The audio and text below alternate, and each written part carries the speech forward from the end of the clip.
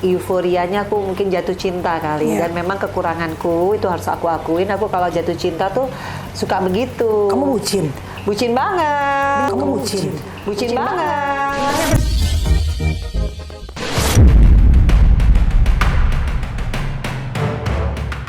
Nah, alhamdulillah akhirnya kita sampai. Sekarang inilah insya Allah yang akan menjadi baiti janatiku nanti.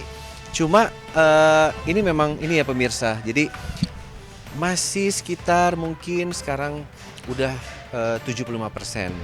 Jadi memang finishing itu agak lama. Mohon doanya untuk seluruh pemirsa Silet dimanapun Anda berada. Semoga pembangunan rumahku bisa cepat terselesaikan dan cepat menempatinya. Tinggal cari apanya ya.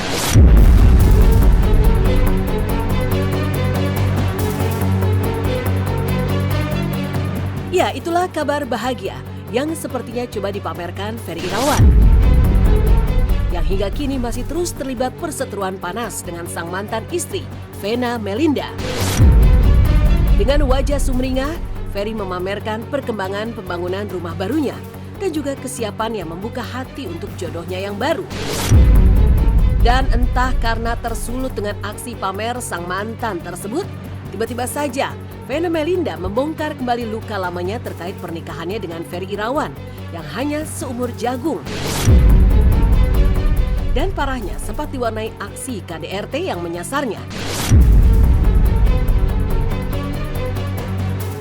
Hal itu disampaikan oleh ibunda Ferel, Atala, dan Fania itu saat berbincang santai dengan Melanie Ricardo yang datang menyambanginya. Ya, Vena menyesali kebucinannya kala itu, sehingga lupa untuk memastikan jodohnya saat itu, Ferry Irawan, lewat sholat istikharah guna memantapkan hati atas pilihan yang dihadapi.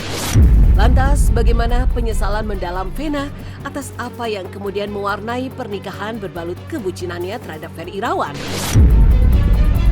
Jujur ya, makanya ini pelajaran sih buat aku. Mungkin ke depannya kalau kita menikah itu kan tadinya pengen ibadah ya, pengennya kan bahagia lahir batin, punya sakinah mawadah warohmah. Waktu itu memang euforianya aku mungkin jatuh cinta kali. Dan memang kekuranganku itu harus aku akuin. Aku kalau jatuh cinta tuh suka begitu. Kamu bucin? Bucin banget. Kamu bucin? Bucin banget. Untuk kedepannya tetap Allah lah yang harus kita ini banget gitu loh, istikharah itulah gitu, istikharah lah. Jadi going with the feeling banget saat itu gitu ya? Tanpa istikharah. Jadi memang pokoknya aku udah belajar istikharah tuh bener-bener penting sekali ya. Sekarang merasa ya itu hanya pengen umroh aja ya, berempat itu loh. Yang buat aku kayaknya itu adalah PR yang habis itu aku pasti tenang deh. Ya nggak boleh terlalu sedih, tapi jadikan pengalaman ini ke depannya menjadi orang yang jauh lebih selektif, jauh lebih hati-hati, jauh lebih apa-apa, lebih istikharah lagi sama Allah. Ya alhamdulillah akhirnya kan perjalanan dari proses hukum ini ada ujungnya ya, yaitu vonis. Dan karena memang saya juga ingin bercerai, tapi kan saya kan di gugatan balik saya, rekonvensi saya kan saya ingin bercerai karena adanya KDRT. Jadi insya Allah hasil dari vonis pengadilan negeri Kota Kediri tentang KDRT-nya, vonis ini insya Allah akan menguatkan argumen saya tentang perceraian saya. Ya pokoknya yang sudah berlalu ya udah.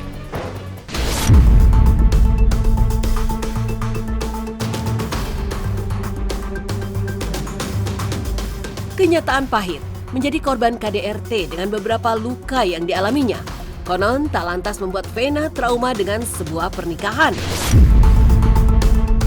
Namun berbeda dengan pernikahan terdahulu yang lebih mengedepankan euforia dan kebucinannya, maka jika kelak ia menikah lagi, Vena memastikan akan ada persyaratan panjang untuk calon pendamping hidupnya yang baru, serta memasrahkan semuanya kepada kehendak Sang Maha Pencipta.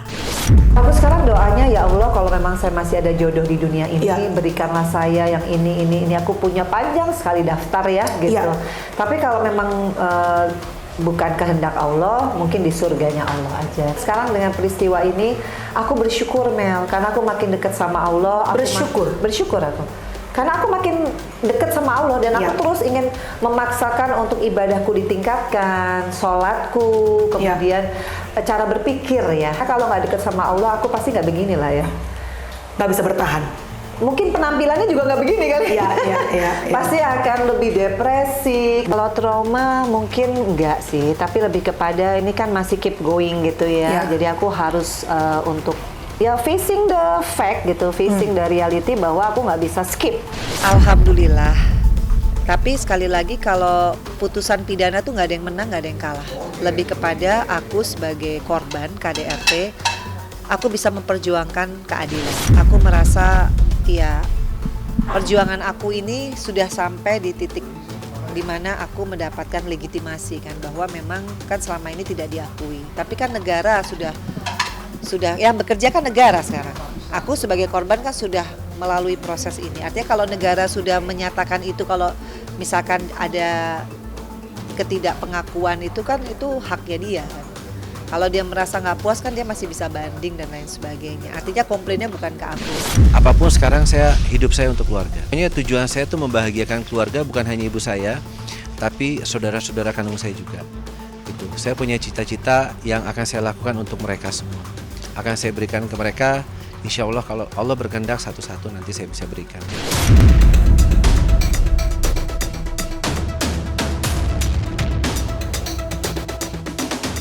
Persoalan demi persoalan yang sempat menyasar rumah tangganya bersama Ferry Irawan memang di luar prediksi Vena Melinda. Apalagi terkait KDRT yang dialaminya. Toh apa mau dikata, nasi sudah menjadi bubur. Sepahit apapun pengalaman itu, Vena tak bisa menghindari apalagi menutup-nutupinya. Karena memang sudah kadung terjadi dan benar-benar ia alami. Lantas benarkah untuk melupakan peristiwa pahit itu, Vena sempat ingin lari dan pindah ke Belanda dan juga tinggal di Bali.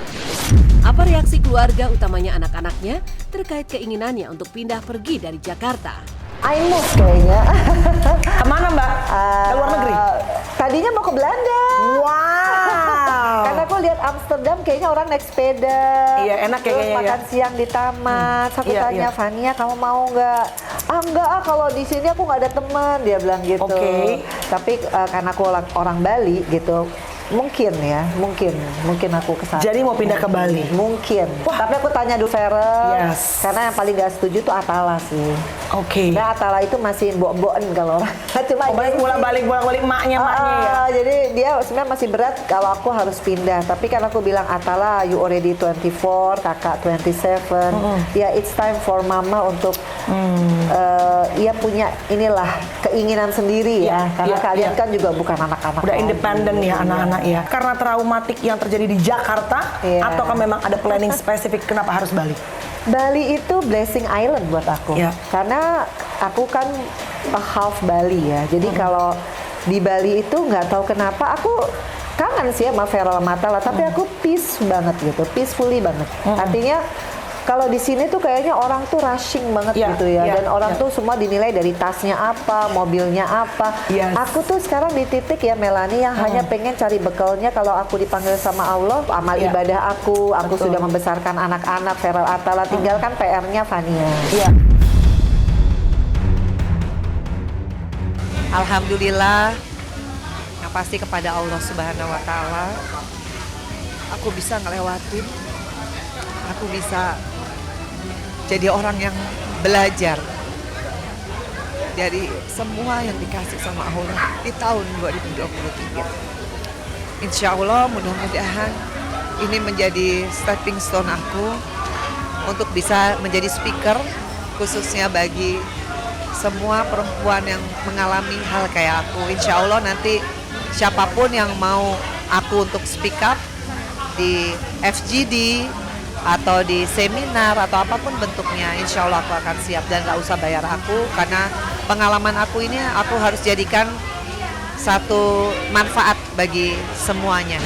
Kalau pidana tuh jauh lebih membuat aku tuh lebih harus harus fokus gitu ya. Kalau perdata ya fokus, tapi aku sudah menyerahkan kepada lawyer kan. Jadi sekiranya nanti hasilnya gimana ya aku udah percaya aja, karena yang paling susah itu adalah KDRT-nya kan. Alhamdulillah KDRT kan sudah dinyatakan kan.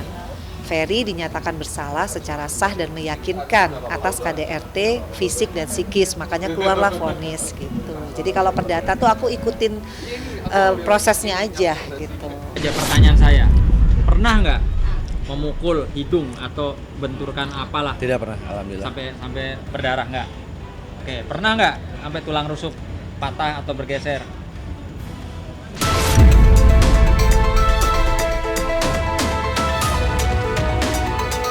Sepahit apapun peristiwa yang terjadi, namun selalu ada hikmah di balik itu. Dan hal ini pula yang akhirnya dirasakan Vena. Ya, selain dirinya semakin dekat dengan Sang Pencipta, kedekatannya dengan anak-anaknya justru kembali terjalin erat. Padahal, tak ada orang yang tahu bahwa semenjak perceraian Vena dengan suami pertamanya Ivan Fadila, hubungan Vena dengan anak-anaknya memang sempat renggang hingga bertahun-tahun. Dan inilah air mata bahagia Vena saat menceritakan hubungannya dengan anak-anaknya yang kembali mencair, walau harus didahului dengan gonjang-ganjing rumah tangganya dengan Ferry Irawan.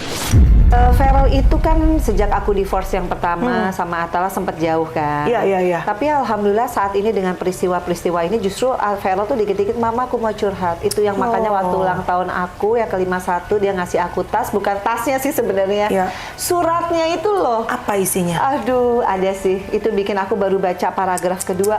Itu yang bikin aku nangis gerung-gerung gitu ya. Karena itu adalah doa aku setiap malam ke dia. Dia bisa tahu loh, Mama I respect you. Aku tahu Mama tiap malam mendoakan aku, tiap detik Mama memikirkan aku after 10 years. Memang Allah itu pasti punya cara gimana caranya anak-anak itu bisa kembali respect lagi. Yes. dengan peristiwa-peristiwa yang mungkin menurut orang nggak enak banget gitu. Tapi kalau menurut aku ini blessing yang membuat anakku semakin tahu siapa ibunya gitu. Sekarang itu beda gitu, apalagi Feral. Makanya di surat itu kan aku simpen kan gitu.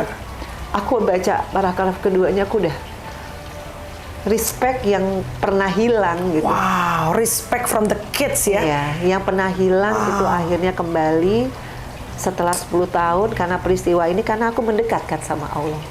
Belum tentu kalau mungkin aku punya suami atau mungkin aku punya kekayaan yang berlimpah, terus respect itu kembali, kan nggak ada Nggak ukurannya. jaminan, iya betul. Tapi lewat peristiwa yang menurut orang gimana, justru anak-anakku tuh sekarang, ya itu, Mama, aku mau curhat. Anak-anakku tuh bener-bener sekarang lebih punya banyak waktu sama aku. Yang dulu mungkin agak-agak cuek-cuek dikit, sekarang tuh lebih care lah gitu, alhamdulillah.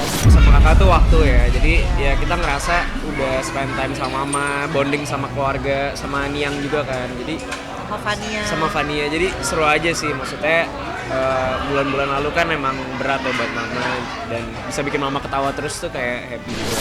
Nama dulu juga sendiri 8 tahun bahagia aja juga, sekarang sendiri juga bahagia banget. Yang penting kan kita berkeluarga itu selalu rukun, dan semua kejadian kita syukurin.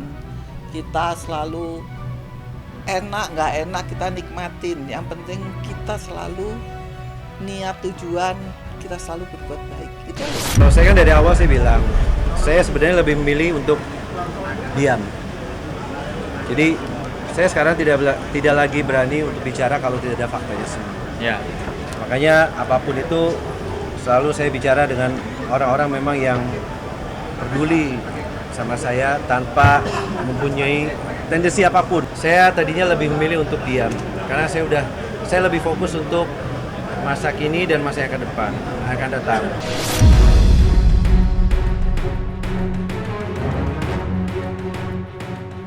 Menepikan penyesalan mendalam Vena Melinda lantaran terlalu bucin saat memutuskan menikah dengan Ferry Irawan. Sesaat lagi akan hadir Vidi Aldiano yang curhat akan penyakit kanker ginjalnya yang justru kian melebar. Lalu bagaimana pula dengan kondisi terkini Babe Cabita yang sempat divonis mengidap penyakit langka, anemia aplastik, dan nyaris merenggut nyawanya.